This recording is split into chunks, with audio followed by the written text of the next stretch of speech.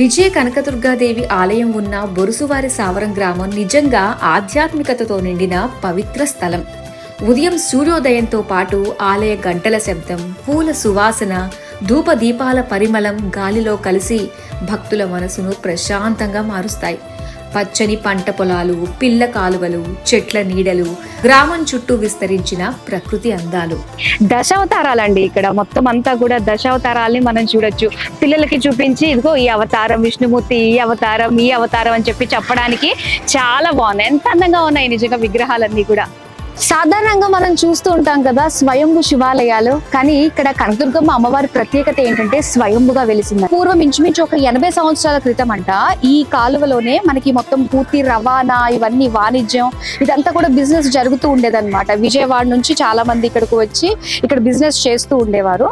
So ఆ క్రమంలో ఏంటంటే ఇక్కడ సిమెంట్ బస్తాలు ఉన్నాయి. అందులో నుంచి ఒక సిమెంట్ బస్తాలో నుంచి ఒక ఆకారం బయటకు వచ్చిందంట. అది ఎగ్జాక్ట్ గా అమ్మవారి మొహం, చేతులు, కాళ్ళతోటే కనిపించిందంట. అది చూడంగానే ఇక్కడ వాళ్ళందరూ కూడా అమ్మో సాక్షాత్తు అమ్మవారే ఈ విధంగా ఆవిర్భవించిందా అని అమ్మవారిని ఇదిగో నా వెనక ఉన్న ఈ టెంపుల్లోనే ప్రతిష్టాపన చేశారు.